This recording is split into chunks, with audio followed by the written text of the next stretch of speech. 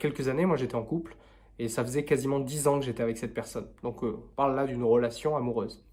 Et puis, cette femme a décidé de me quitter et donc de mettre un terme à notre relation. Voilà, c'était sa décision. C'était en accord avec sa vérité à elle. Sur le moment, ça n'était pas en accord avec la mienne, mais c'était la vérité. En fait, quand tu es dans une relation, la vérité de l'un a une incidence très forte sur la vérité de l'autre. Donc, c'est devenu la vérité. Et la vérité, c'est que la relation était terminée. Il n'y avait plus lieu d'être. Elle n'avait plus lieu d'être. Elle a appliqué un principe fondamental. Elle a posé une action en accord avec sa vérité intérieure. C'est ça qui s'est passé. Il y avait un ressenti, des émotions, une intuition, une tendance. Elle était malheureuse dans cette relation. Et donc, par ce passage à l'action, elle a écouté sa vérité intérieure, son ressenti, et elle a posé une action en accord, alignée avec cette vérité. Et donc, dans ce cadre-là, je l'ai subi. Dans une relation, une autre relation, c'est moi qui ai senti que je n'étais plus en accord avec cette relation, que ça n'était pas la voie à suivre, qu'il fallait que ça s'arrête. Et donc, j'ai décidé de mettre un terme à cette relation, parce que je sentais ce qui était la vérité pour moi. Et évidemment, l'autre personne, parce que dans une relation, toujours deux personnes, a subi l'incidence de ce qui était vrai pour moi. Et donc, ça met un terme à la relation, et c'est comme ça, c'est irrévocable. Quand c'est ta vérité, c'est ta vérité. Pourquoi je te parle de ça? Pourquoi ça semble être un grand secret du changement? C'est que la plupart des gens se mentent à eux-mêmes en permanence.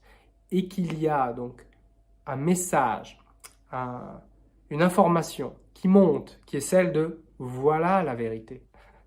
Mais ça ne touche pas que les relations amoureuses, ça ne touche pas que les personnes qui sont en couple et qui ne se sentent plus alignées avec cette relation. Ça touche à tout. Je devrais arrêter de fumer. Je devrais me mettre au sport. Je devrais changer de métier. Je devrais quitter ce boulot de merde. Je devrais faire autre chose. Je devrais voyager. Je devrais prendre de la distance avec ses amis, mes parents. Je devrais quitter certains comportements destructeurs. Je devrais un peu moins regarder la télé. Je devrais... tout ça, toutes ces idées, ces exemples, qui semblent être une forme de pression. Hein. Je devrais faire ci, je devrais faire ça. Mais en vrai, tu te l'es souvent dit. C'est ça la vérité. C'est que quel que soit le message qui est émis, que tu perçois, c'est une forme de vérité. Mais après, est-ce que tu l'entends? Est-ce que tu l'écoutes? Ou est-ce que tu vas raconter une histoire pour ne pas écouter? Te divertir quand ça monte? Te changer les idées? Faire autre chose? Pour ne pas avoir à y penser? Pour ne pas avoir à y réfléchir? Pourquoi? Parce que derrière l'idée même de la vérité, elle tranche. Tu dois quitter cet emploi. C'est de la merde, tu n'es plus à ta place, tu n'évolues pas, il faut que tu te casses. Voilà la vérité. Elle est tranchante, la vérité. Mais derrière, il y a tout ce que ça implique. Mais attends, si je quitte cet emploi, qu'est-ce que je vais faire? Je dois gagner de l'argent. Comment ma famille vont penser que je deviens fou. Il faut que je paye mon loyer. Il faut que je rentre de l'argent. Je ne peux pas partir comme ça. Et donc, on se retrouve dans une situation dont je parle assez régulièrement dans mes formations en ligne ou même mes livres, qui est celle du statu quo. Le statu quo, c'est la vérité est venue te délivrer son message, mais tu maintiens la situation déplaisante au quotidien parce que tu as peur des conséquences qu'il y aurait à agir en accord avec cette vérité. Tout simplement, tu as peur de faire ce qu'elle t'indique. Tu as peur de l'écouter. Tu as peur de faire, de passer à l'action. Et donc, tu entretiens le statu quo. Le statu quo, c'est de l'inaction. Voilà, c'est tout. C'est rester dans la relation dans laquelle ça ne va plus. C'est rester dans cet emploi alors que ça ne va plus. C'est rester dans une relation amicale, c'est continuer à faire certaines choses, à avoir certains comportements, alors même que c'est pas juste. Il y a un statu quo. J'y réfléchirai plus tard. Non, mais là, c'est pas le bon moment. Quand est-ce que ça sera le bon moment? Est-ce que ce n'est pas justement une stratégie de l'ego que de repousser ce que tu dois faire maintenant, dans l'instant présent? et qui t'indique que tu trouveras une solution plus avantageuse plus tard, dans le futur. Parce que c'est pas une histoire que tu te racontes, une histoire que l'ego te raconte pour te maintenir dans le statu quo. Parfois, la vérité, elle dit il faut que je fasse ça. Et tu le fais. Et il y a des conséquences, évidemment. Et donc, je me dois de te mettre en garde. Je ne peux pas juste être souffler sur ton ambition, ton inspiration, provoquer et induire le changement chez toi. En tout cas, tenter de t'influencer. Non, c'est pas mon travail. Mon travail, c'est pas de t'influencer. C'est pas de faire en sorte que ce soir tu quittes cette personne ou que tu changes de boulot du jour au lendemain sur un coup de tête. Je veux simplement que ces notions s'intègrent à ton mécanisme, s'intègrent à ton système et que tu y réfléchisses, que tu contemples, que tu en aies conscience. C'est tout. Parce que je sais bien que derrière certaines situations, elles sont bien plus complexes qu'elles peuvent paraître en apparence. Elles sont complexes. Il y a des implications qui sont parfois multiples. Oui, tu me dis de quitter ma relation, mais j'ai des enfants et je les aime. Comment ils vont réagir? Moi, je veux le meilleur pour eux. Euh, Si leur papa et leur maman se séparent, ils vont m'en vouloir. Je vais perdre cet amour que je ressens aujourd'hui et cette confiance. Ils vont m'en vouloir, ils vont me détester, ils adorent leur papa. Et si on peut plus se voir de la même manière, si on vit plus sous le même toit, ils vont m'en vouloir. Tu peux pas comprendre, Tony. Je veux juste que tu intègres cette idée que c'est le statu quo. La vérité est venue apporter son message, certainement avant même que tu lances cette vidéo. Ça fait un moment qu'il y a certaines choses qui viennent, qui ont émergé, et qui viennent te dire hé, tu vois, ça vient taper à ta porte. Hé, on en a notre relation. Relation, faut faire quelque chose. On peut plus supporter ça. Et puis, ou tu te pointes au boulot. Je peux plus, quoi, c'est pas possible. Jusqu'à quand? Combien de temps vas-tu accepter le statu quo? C'est ça la grande question. Mais évidemment, je suis pas là pour te dire, ouais, bah, si tu quittes la relation, si tu quittes ton boulot, ça va être une partie de plaisir. Ah non, non, non.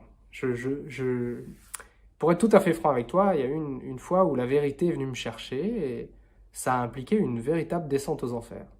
C'est-à-dire que la vérité est venue me dire, cette relation, tu dois y mettre un terme, ça n'est plus, c'est devenu toxique. Pour toi, pour ta partenaire. Moi, je ne crois pas qu'il y ait de personnes toxiques à proprement parler. Oui, il y a des personnes qui ont énormément souffert, qui ont subi des traumatismes, de la violence ou un traumatisme très fort, et ça influence leur comportement. Ça joue énormément sur leur manière d'être et de se comporter avec les autres. Donc, quand elles ne sont pas bienveillantes et qu'elles sont plutôt malveillantes, qu'elles font du mal, qu'elles font souffrir autour d'elles, etc., on pourrait tenter de dire, ah, cette personne, elle est toxique, elle est diabolique. Mais tu vois, un petit garçon ou une petite fille, mais bon, un petit garçon qui aurait été violé par son oncle dans son enfance, avec des secrets de famille dans tous les sens, ou je sais pas, la mère, elle était au courant, mais elle a préféré garder le silence et maintenir, enfin, tu vois, une espèce de situation dégueulasse, quoi. Bah, ce petit garçon, on pourrait tenter de dire, hein, s'il se met à avoir des comportements anormaux aux yeux de la société ou en décalage complet, il est diabolique. Bah ouais, mais c'est de la bêtise, c'est de la connerie. Comment est-ce que toi-même tu réagirais si tu avais été violé dès l'âge de 3 ans par ton oncle? Tu ne sais pas. Et moi-même, je ne sais pas. Je ne sais pas comment je me comporterais. Je ne sais pas quelle incidence ça aurait sur moi quand je vois déjà certains événements forts qui ont profondément altéré mon identité en tant qu'homme. Euh, c'est tellement facile de dire, ouais, cette personne, elle est toxique. Elle est toxique, de toute façon. Bah ouais, elle est toxique, hein. Bah ouais, mais tu sais pas dans quel environnement elle a grandi, tu sais pas comment ses propres parents lui parlaient, tu sais pas le niveau d'amour qu'elle a reçu, et généralement, quand une personne se met à avoir... euh, En fait, c'est simple. Quand une personne a reçu beaucoup d'amour, il y a des chances qu'elle se mette à émettre, diffuser cet amour elle-même. Quand elle a reçu suffisamment d'amour, ça se fait de manière assez simple, assez naturelle finalement. Quand une personne a cruellement manqué d'amour et qu'on l'a détruit, qu'on l'a amoché, pas que physiquement, hein, mais dans sa personnalité, dans la construction de son être, de son individualité plutôt que son être, parce que Bah là, pour le coup, l'être, je fais une différence entre ce qui est l'être et ce qui est l'ego, ce qui est l'être et ce qui est la personne, ce qui est le soi et ce qui est l'humain, ce qui est Dieu et ce qui est l'individu. Voilà, la conscience et l'individu. Donc, bah ouais, l'individu, comment tu te construis, toi, quand tu te fais abuser sexuellement, psychologiquement? Et ça laisse des séquelles. Et donc, c'est pour ça, je reviens sur mes pas, c'est pour ça que je parle plutôt de relations toxiques, c'est-à-dire deux individus ensemble qui, par les blessures qu'elles ont pu vivre et recevoir, se mettent ensemble à créer une situation délétère, destructrice pour l'un et pour l'autre. La relation est toxique. Donc j'étais dans une relation qu'on pourrait qualifier de toxique. Une relation compliquée. Et ben j'ai décidé, la vérité, c'était il faut partir de cette relation, il faut y mettre un terme, ça n'est plus viable, ça n'est plus possible, ça n'est pas une source de joie et d'amour, c'est une version twistée, altérée de l'amour. C'est-à-dire qu'il y a beaucoup d'amour des deux côtés, c'était évident, mais la manière dont ça venait se rencontrer, comme il y avait des individus et des égos au milieu et des égos blessés, meurtris par leurs histoires personnelles, par leurs expériences passées, la rencontre provoquait quelque chose de toxique, d'explosif, euh, d'instable. Donc j'ai mis un terme à cette relation. J'ai dû quitter un pays, parce que j'étais à l'étranger à ce moment-là. C'était il y a quelques années maintenant. Hein. J'ai dû quitter un pays un peu en catastrophe, avec quelques affaires. Je me suis réinstallé quelque part, cherché vite du boulot, un appartement. Et ça m'a amené jusqu'à me retrouver dans un foyer de jeunes travailleurs, dans une petite ville du Lot-et-Garonne, à Agen. Je me suis retrouvé en foyer, à deux doigts d'être à la rue, et donc j'ai trouvé ce foyer. Ça a été vraiment une période très compliquée. C'est le moment d'ailleurs dans ce foyer de jeunes travailleurs où j'ai écrit Deviens la meilleure version de toi-même, qui est le livre de dev perso qui est publié un peu dans toutes les librairies, hein, qui a été publié par Guy Trédaniel, que je te recommande. Hein. Je vais te mettre un lien dans la description parce que c'est un livre très puissant. C'est un cri de puissance, un cri de motivation. C'est pas que mon cri à moi, c'est pour provoquer quelque chose chez toi. Et quand j'ai fait face à cette situation terrible, humiliante, imagine un gars qui a une trentaine d'années, qui se retrouve dans un foyer de jeunes travailleurs, une petite chambre de 12 mètres carrés, avec un lit de 90 centimètres, qui puait la transpiration. Je le dis souvent, mais c'était assez rude. Il n'y avait pas de cuisine, il y avait juste un petit frigo, tu vois, les petits frigos là. Euh, mais c'était très bien à ce moment-là, parce que c'était mieux que la rue. Il y a des gens qui vivent dans la rue. Moi, j'ai eu une petite chambre. Je m'estime très chanceux.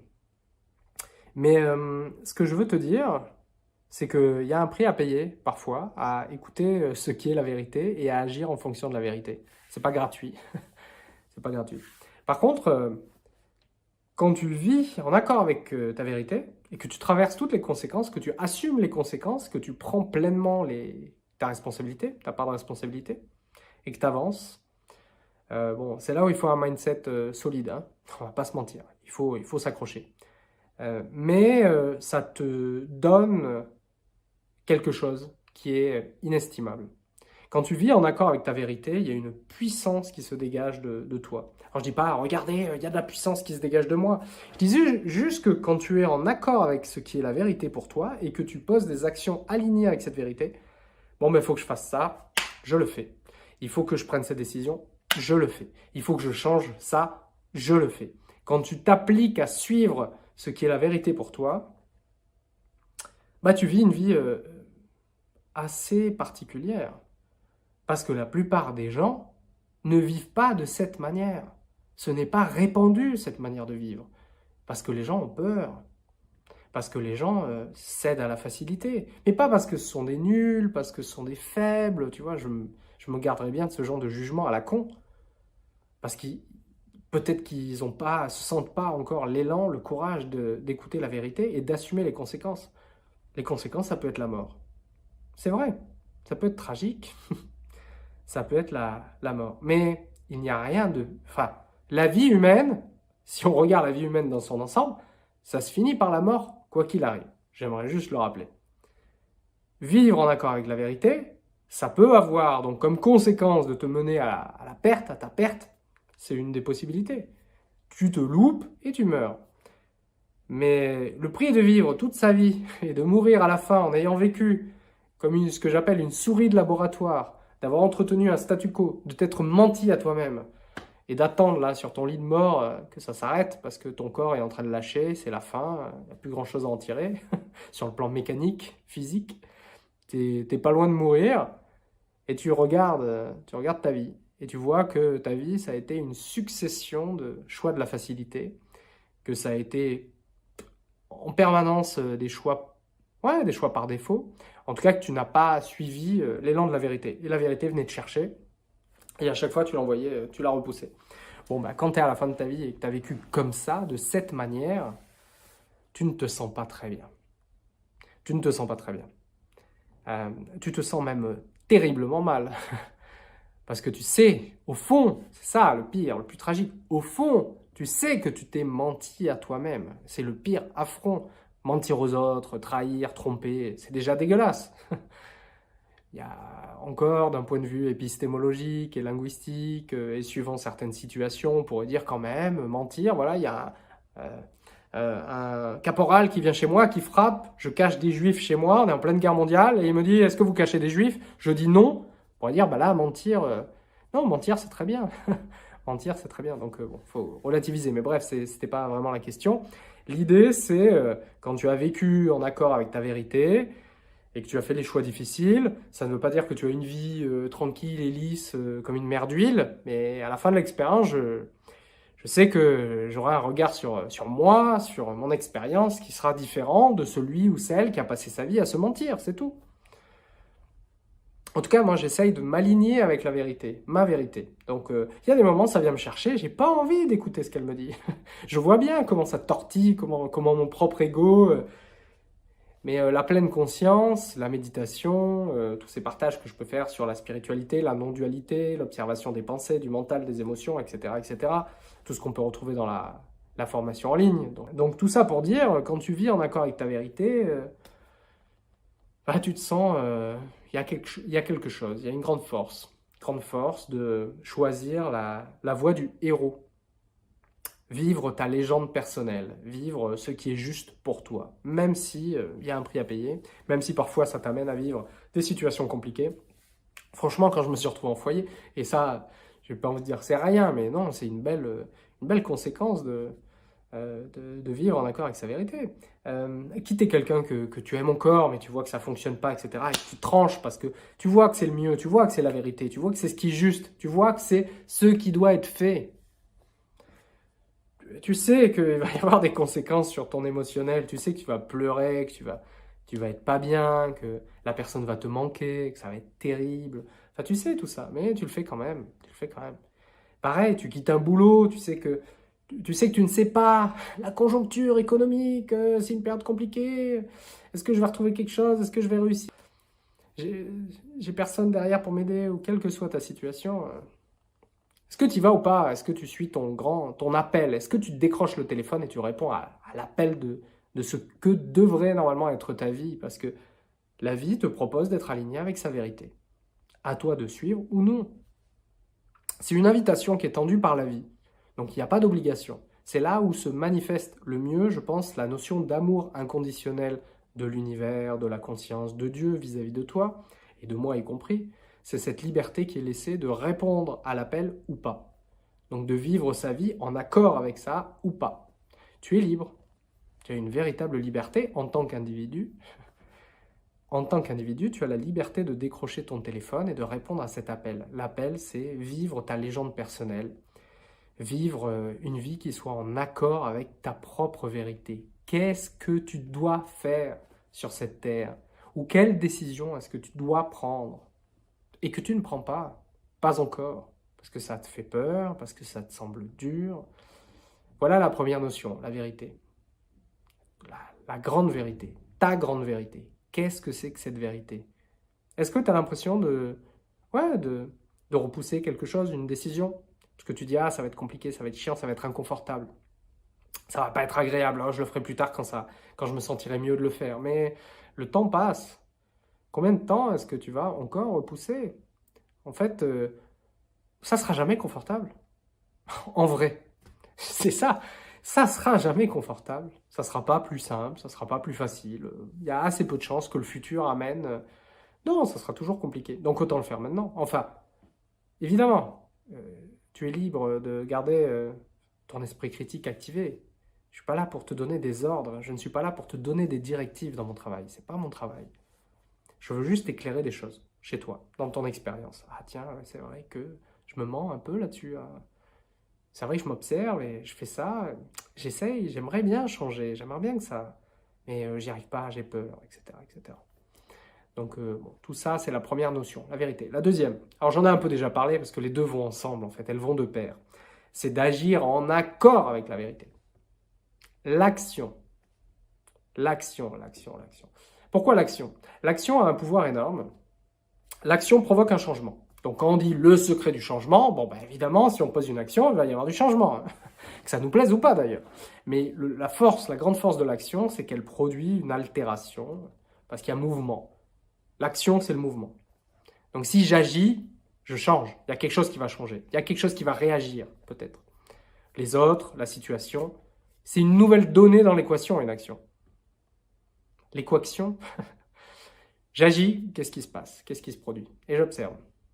Donc, poser une action en accord avec la vérité, par exemple, je quitte quelqu'un, ah, l'autre me dit, tu peux pas me faire ça, c'est pas possible, se met à pleurer, se met à supplier, c'est une des possibilités. J'ai posé une action en accord, j'ai dit, on se sépare, quelle est la réaction? Et c'est là où ça peut être difficile, c'est de maintenir la vérité, alors même qu'il y a comme des obstacles nouveaux qui se dressent et que tu n'avais peut-être pas envisagé. C'est là où tu peux avoir envie de retourner dans ce qui est confortable, ce que tu connais, le statu quo. Retourner au statu quo.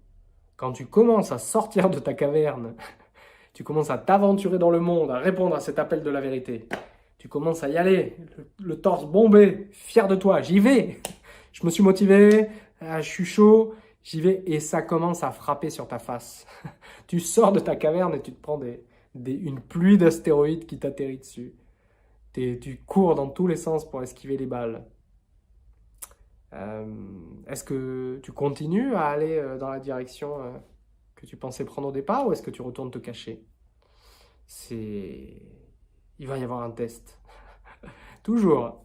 La vérité, l'univers, la conscience, elle va tester ton engagement. D'accord, ok, tu veux suivre l'appel de la vérité.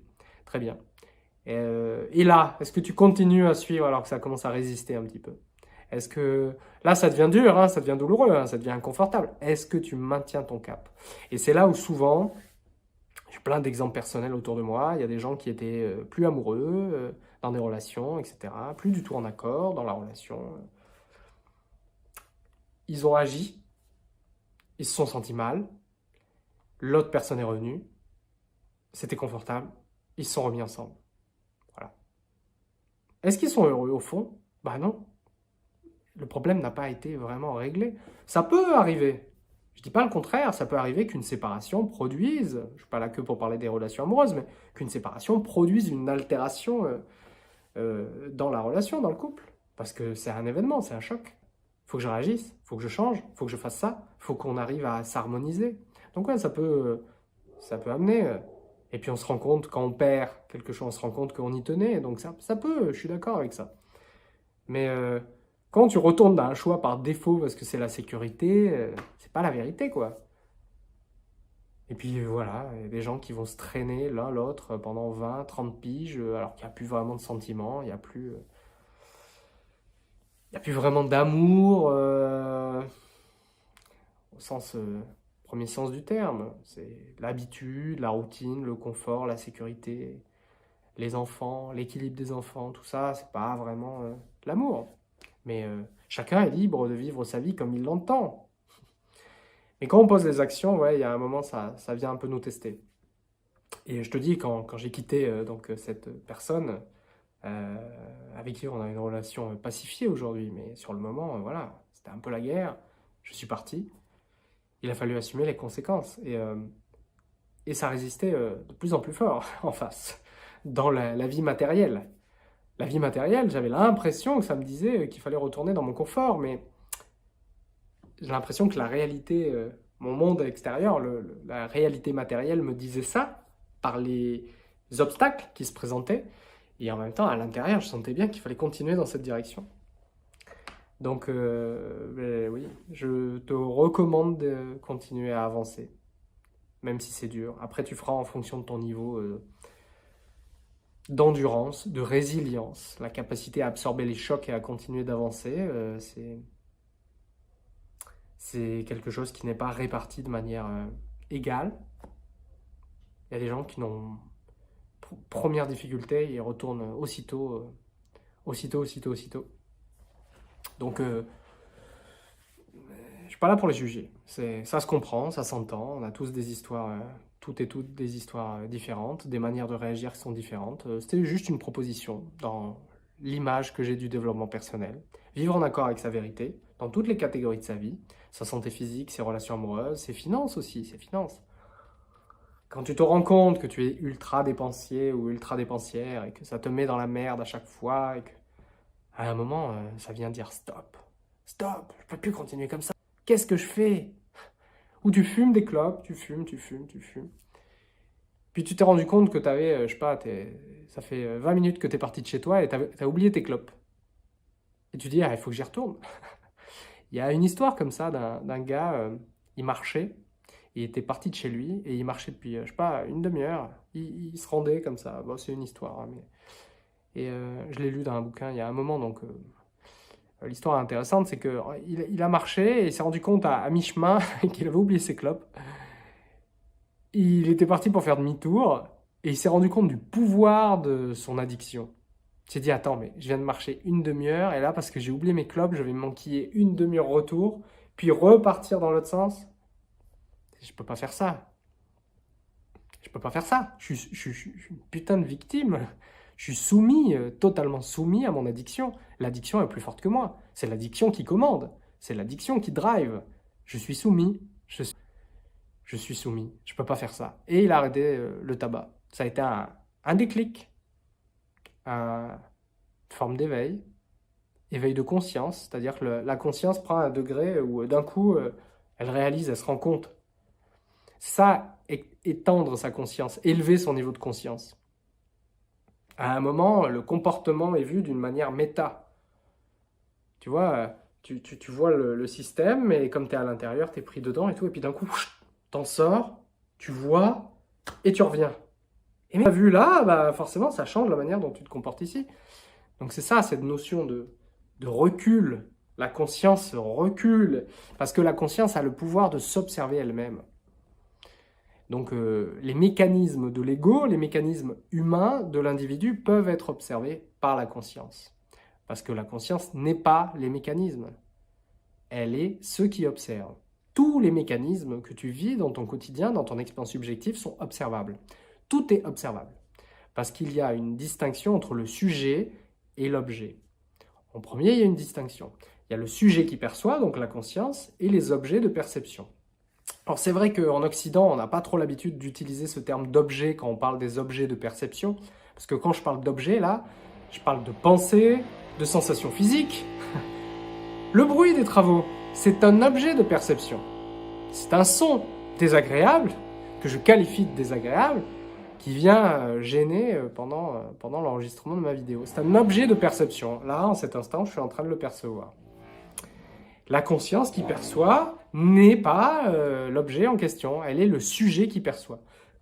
Donc cette distinction est très importante, ça va me forcer à écourter la vidéo, j'avais presque fini de toute façon. Et c'est pour ça que c'est très important, cette notion de conscience, de pleine conscience, et de devenir capable d'observer sa propre vie intérieure, ses pensées, ses émotions, tout ce qu'on se raconte, tout ce qui se vit en nous. Donc écoute, j'ai eu grand plaisir à te tourner cette vidéo. Porte-toi bien